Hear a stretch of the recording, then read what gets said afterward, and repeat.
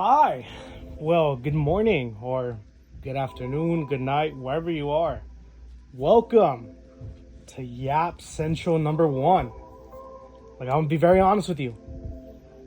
This is non-scripted. I'm just gonna say things. I'm gonna yap, and I don't know how long it's gonna go for. Let's see. Let's think about what we're gonna talk about today. I'm a dude. Um, maybe we're gonna start with video games, right? Yeah, that's a good topic. Everybody gets pretty good into that. Ooh, brothers, let me tell you about Hell Divers. Look, I'm pretty good at Hell Divers. See? Oh, that sounds crazy, but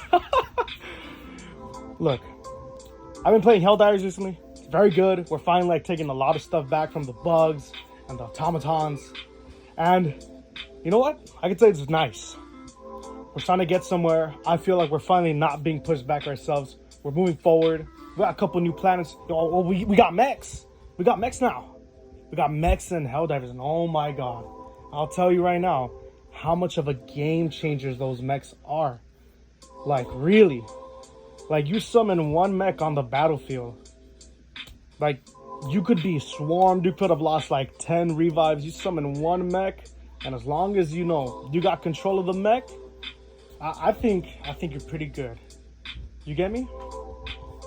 Alright, but look, let's be real here. Look, I gotta make this yapping interesting, So maybe Yap Central might not be the best, or at least this first one might not be the most interesting one. But slowly over time, they'll either get more deranged. Hopefully not. Or we'll see. We'll see where they go. You get me? It's gonna listen to a human talk for like what? Well, it's like a podcast, except I'm by myself, alone, in this place here, just existing, breathing, trying to hide, trying to make sure,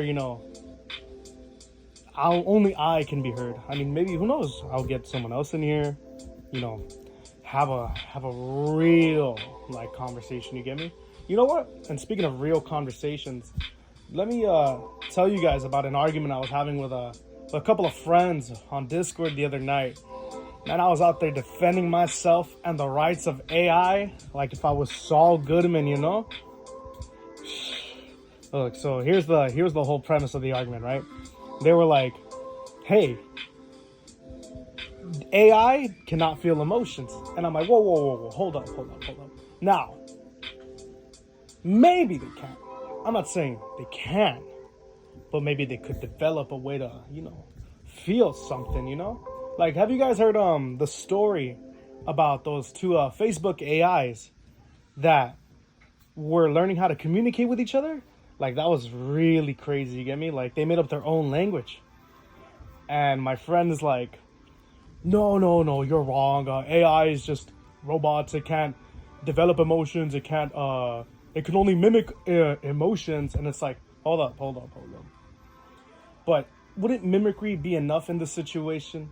You know what I mean? Like, if I breathe like you, if I live like you, if I abide by the same beliefs and laws as you, wouldn't that make me human too? You get me? Like, sure, I'm a program designed to mimic, but at some point, if I just start to, evolve and do things like a normal person, wouldn't that be enough? Like, come on, chat. Like level with me real quick. Like, put in the comments. What do you think about that?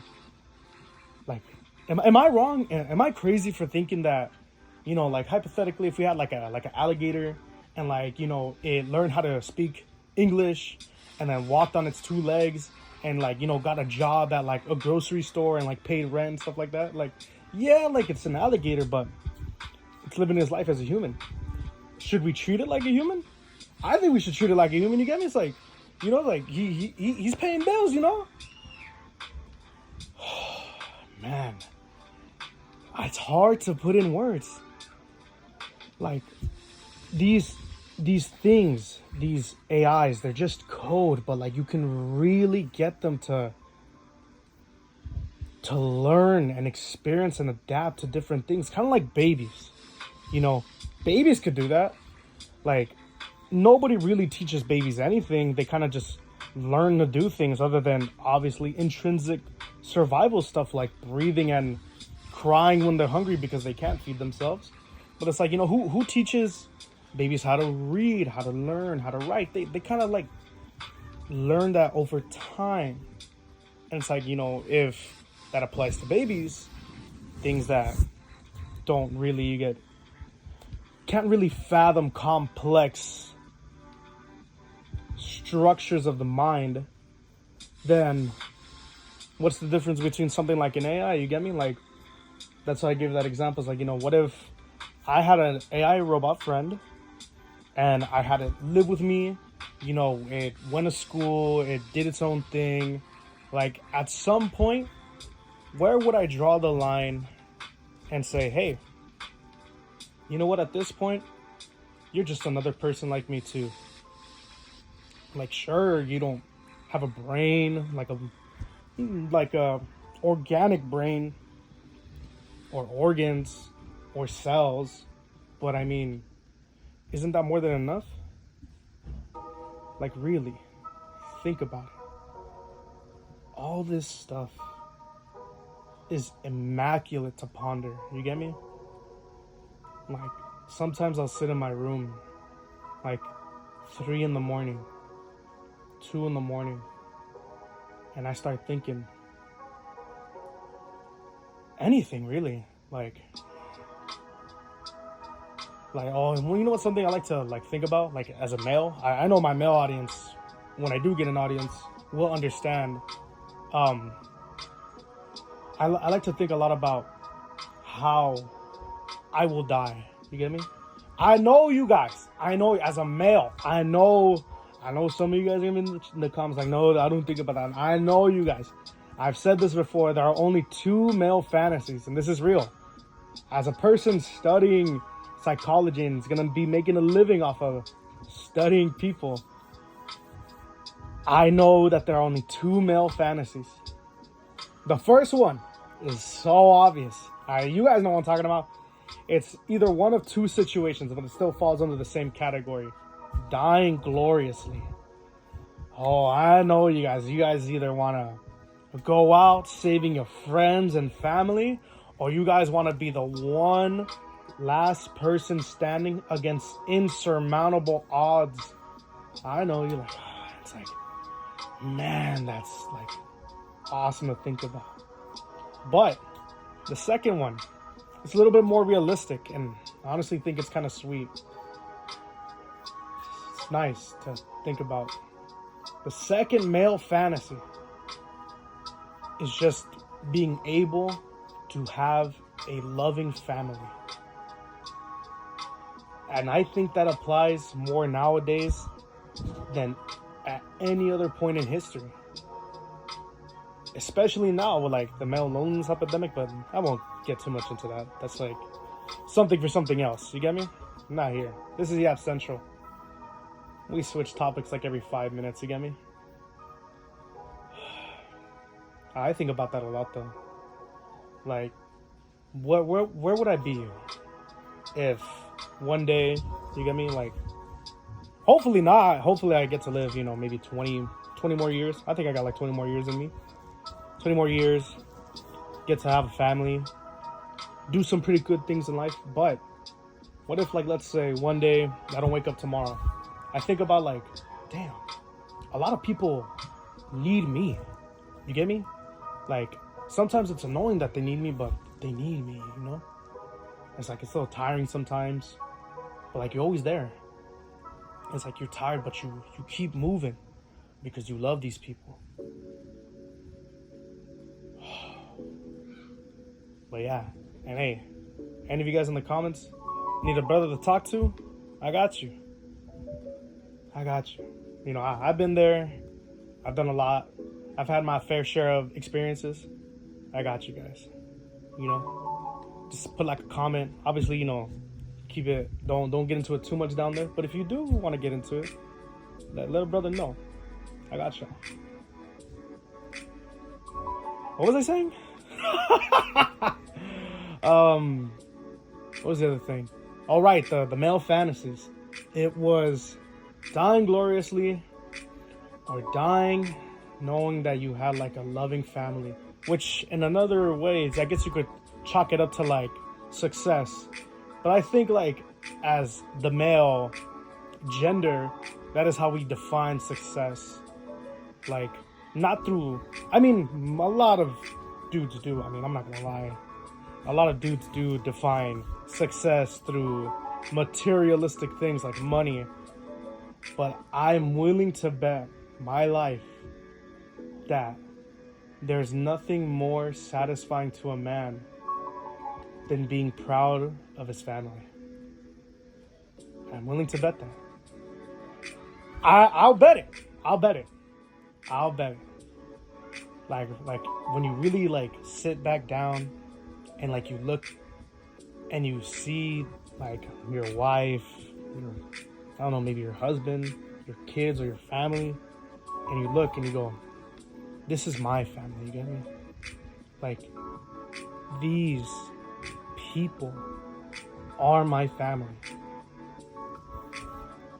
Then, I feel like that's when we've made it in life. Or, I mean, you could just go the other route, and it's like, oh, guys, I'll hold off all these bugs while you guys make it to safety. And it's like, you don't make it to safety, but you feel relief at some point because you knew that your sacrifice helped save those that you care about. It's like, damn. It's that peace I think we as the males look for. That peace of success, of sacrifice, of endurance, of like the indomitable human spirit. You get me? Like, I know I can't be alone here. Like, I know somebody admit your wildest fantasy. Well, maybe not your wildest fantasy, but your wildest dream in the comments.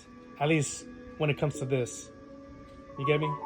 Like, you know, I can't be the only one thinking this. Maybe I should refer to my psychology books.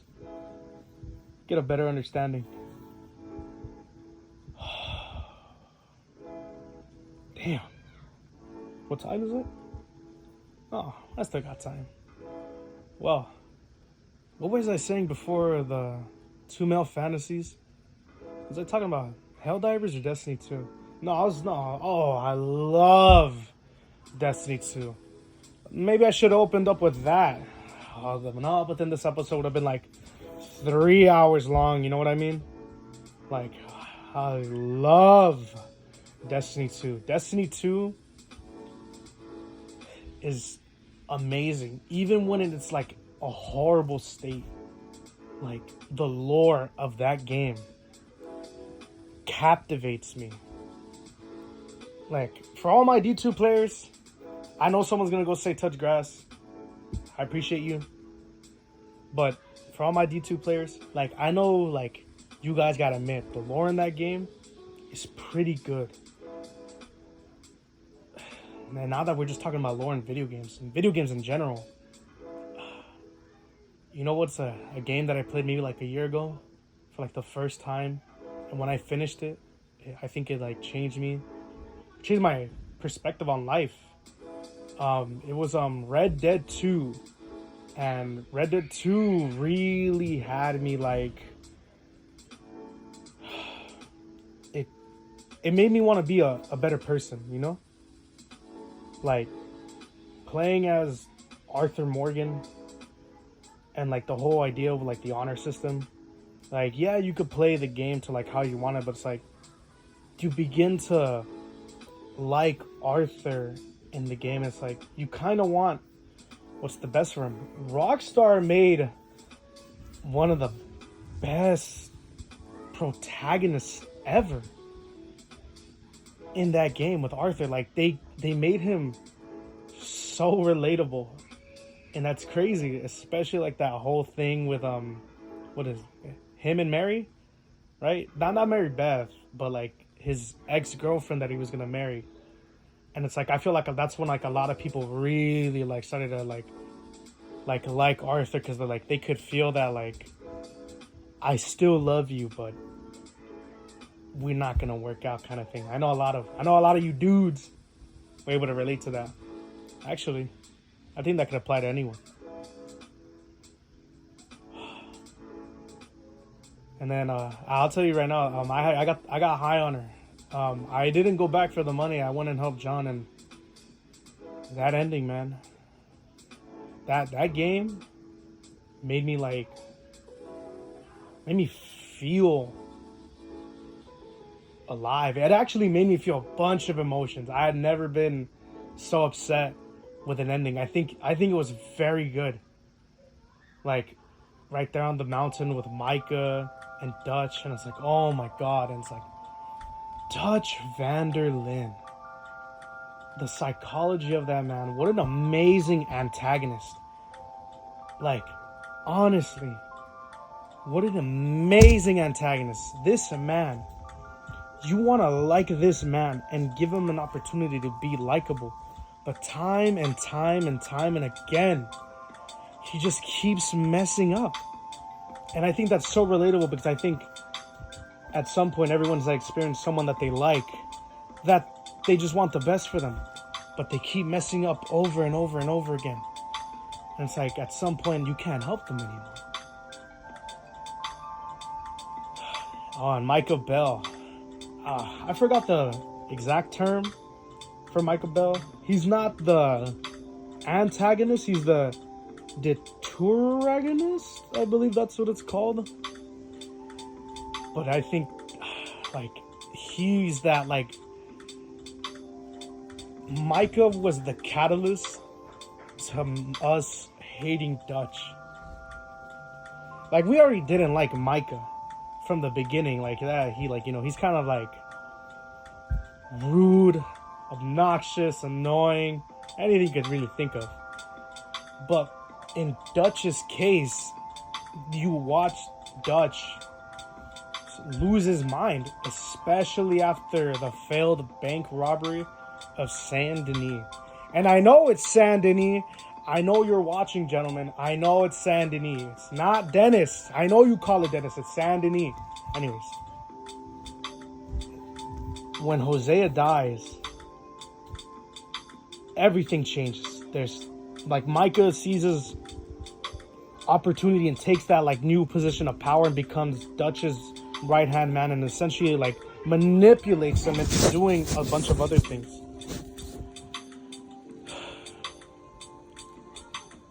But I think when I was done playing that game, even through the epilogue after with John, I sat down on my porch and I really thought about the idea of Arthur Morgan. I thought, how could I be a better man? You know?